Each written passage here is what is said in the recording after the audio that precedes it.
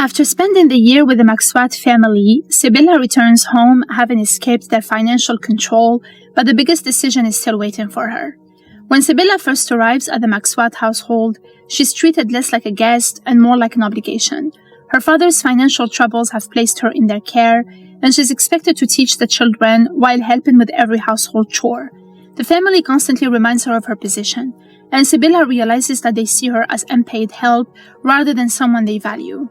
At first, Sibylla struggles to fit into the chaotic household, but after a major argument with Mrs. Maxwat, she begins changing the way she deals with the children.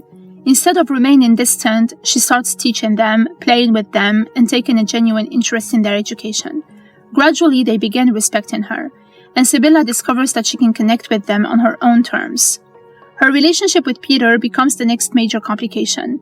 Peter is devastated after Susie Duffy breaks off their romance, so Sibylla decides to help him win Susie back. She takes everything Peter feels about Susie and turns it into a romantic letter complete with poems. Her plan works, but Sibylla and Peter grow closer themselves. When the Maxwats discover what appears to be a romance between Sibylla and Peter, Mrs. Maxwat is furious, but this is where the finale reveals that Sibylla has been playing a much bigger game. Sibylla isn't trying to build a future with Peter. She allows the Maxwats to believe that the two of them are together because she knows the family will never tolerate the scandal. She even threatens to tell Susie about the supposed relationship. When Mrs. Maxwat demands to know what Sibylla wants, Sibylla has achieved exactly what she wanted, a way out. Sibylla packs her belongings and returns to her family, but the biggest surprise comes when they read the letter from the Maxwats. The family has demanded that Sibylla be sent home before she causes any more trouble. However, the letter also contains something more important. Sibylla's father's debt has been cleared. The only condition is that he can never borrow money from the Maxwats again. In one move, Sibylla has managed to escape the household and free her family from the financial control that forced her into the situation in the first place. This is one of Sibylla's biggest victories, because she uses her intelligence, her understanding of people, and her willingness to manipulate the situation. What initially looked like another humiliating chapter in her life ends with her family free of the Maxwats' debt. But Sibylla is still thinking about Harry, and worries that he may have forgotten her.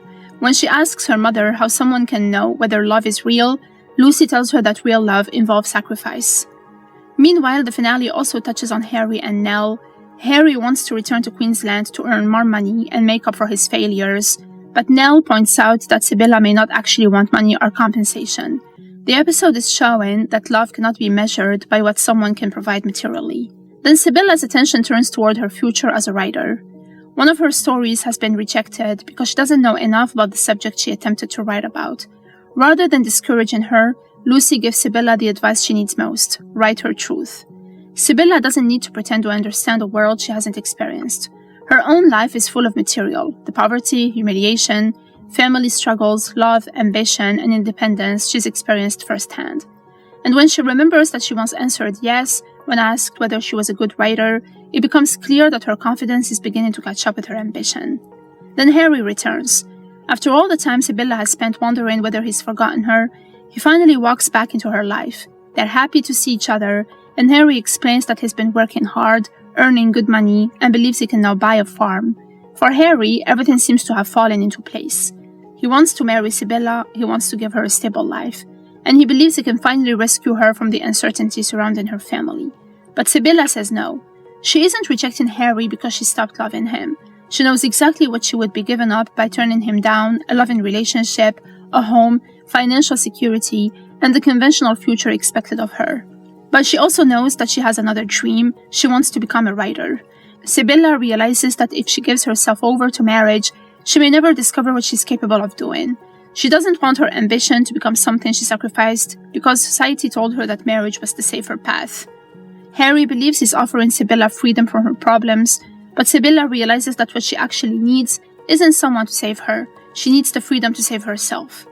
Harry represents the life that is already mapped out for her: marriage, a farm, stability, and romantic security. Writing represents the opposite. It is uncertain, it may fail, it may leave her alone. She doesn't know whether she'll become successful, or whether Harry will ever understand why she made this choice. But it belongs to her. That is why the ending isn't about Sibylla choosing between two men. It's about Sibylla choosing between two versions of her future. One future is safe and predictable, the other is uncertain but completely her own. Sibylla chooses to move forward, with the train suggesting movement possibility and a future that hasn't been decided yet. She has no guarantee that becoming a writer will work out. She doesn't know what will happen with Harry, but she stopped allowing other people to determine what her life should look like. So the ending of My Brilliant Career is about independence. Sibylla begins the episode feeling like someone else has control over her life. Her father's debts determine where she goes. The Maxwats determine what work she does. Harry represents a future she could step into. By the end, she's broken free from all of that. She gets her family out from under the Maxwats' debt. She returns home with confidence in herself, and when Harry offers her the conventional happy ending, she has the courage to turn it down. Because she knows there is something else she needs to pursue, Sibylla chooses her writing over marriage. And that is what makes the finale's title so meaningful. Her brilliant career isn't guaranteed to succeed. The point is that for the first time, Sibylla is choosing to build a life that belongs to her. She doesn't need a man to complete her story. She needs the chance to write it herself.